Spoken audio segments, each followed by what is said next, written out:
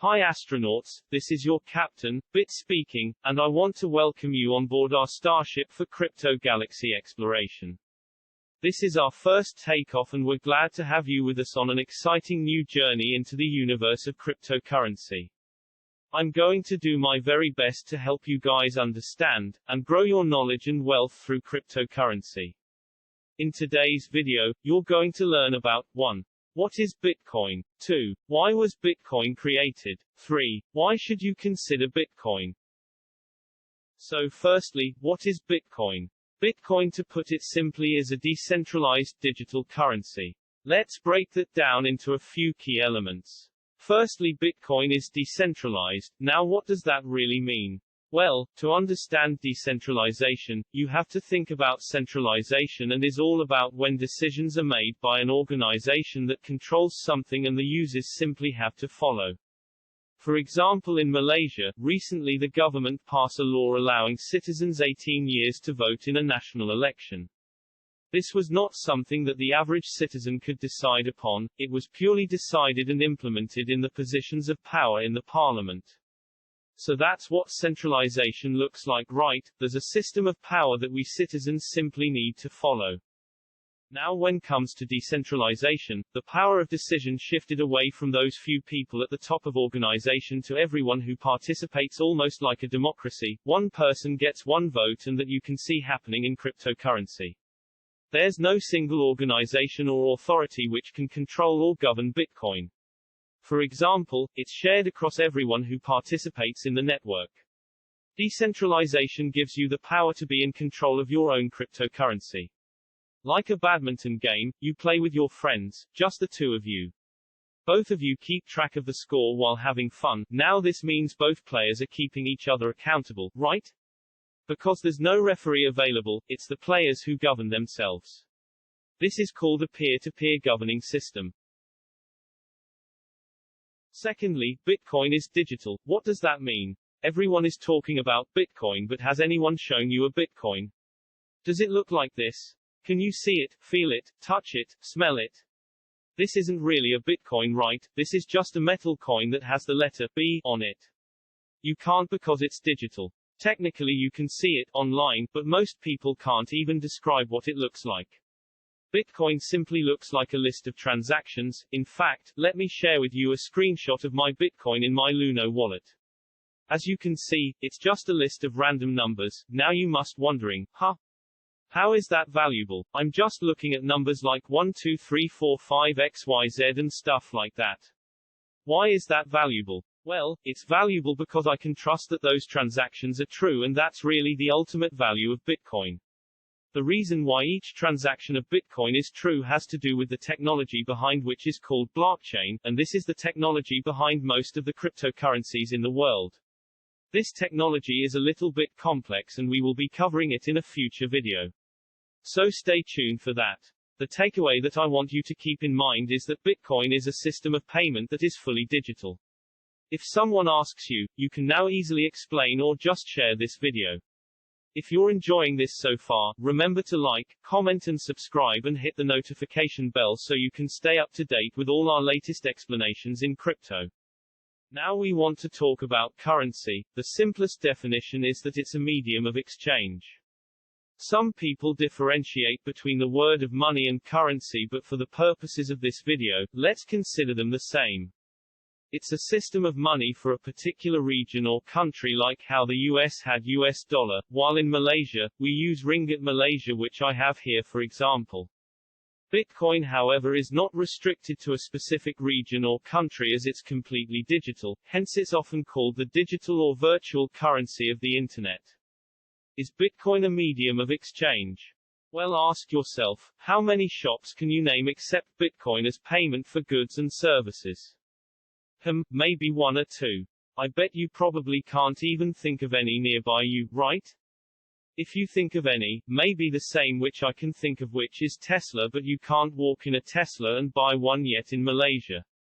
Now see this one of the downsides of Bitcoin, it's not widely acceptable to buy your daily needs. One of the reasons is Bitcoin yet widely adopted around the world.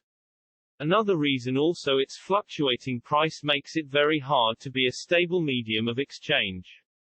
Imagine if you bought 1 roti canai today at 1 ringgit and tomorrow you may need 2 ringgit for the same thing. You will be very unhappy, right? That doesn't really make sense, right?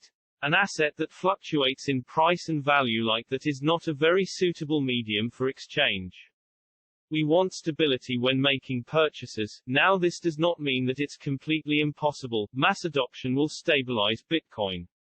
Now, we want to understand further about its history. Firstly, Bitcoin was created by Satoshi Nakamoto. The identity is still completely a mystery today and probably will be one of the biggest mysteries of our lifetime. It may not just be one person, probably a group of individuals. In 2008, an anonymous by this name released a Bitcoin whitepaper detailing alternative payment systems. But why in 2008? What happened triggered the creation of Bitcoin? It was the 2008 financial crisis. In a nutshell, the crash caused by financial institutions, particularly in US, being irresponsible in issuing loans to high-risk borrowers. What happened? People unable to pay back their loans and the entire financial system crashed, mainly affected US, but due to globalization the whole world felt the ripple effects as well. Bitcoin was created because of the failures of the financial system. They're supposed to protect our money. Satoshi's quote, "The root cause with conventional currency is that all the trust that's required to make it work.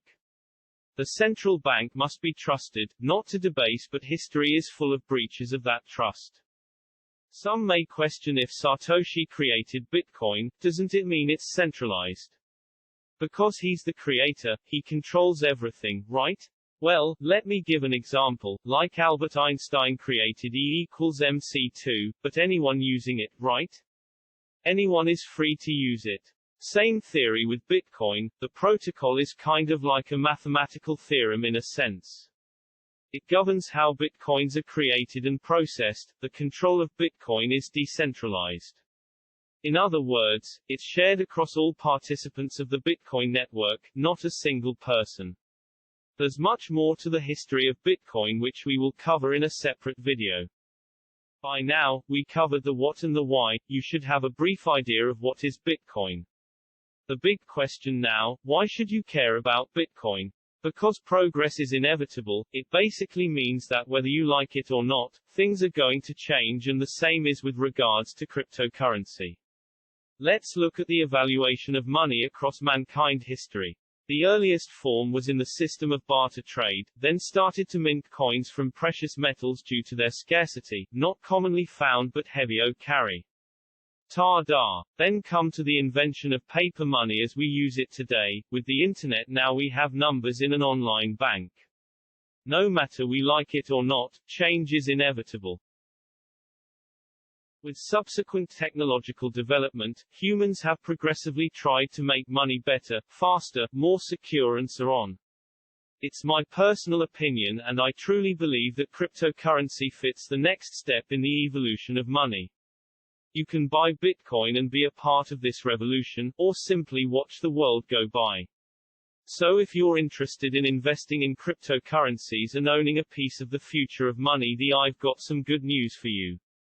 All you need to do is to download the Luno app. Luno is the first cryptocurrency exchange to get licensed and regulated in Malaysia by Security Commission, so you're safe to use it. Once you have downloaded it, go to the reward section and type this special reward code, NUB8XT. Once you did that, you can deposit and buy cryptocurrency. Purchase a minimum of 250 ringgit of any cryptocurrency, you will receive a 25 ringgit reward of Bitcoin. Just make sure to key in the code before any deposit and purchase. I will be left a link in the below description. Thanks for watching this video on Bitcoin. If you found this video informative, so share it with your friends and family so that they can benefit too. Once again, a quick disclaimer that nothing in this video shall constitute financial advice. You are responsible for your own financial choices.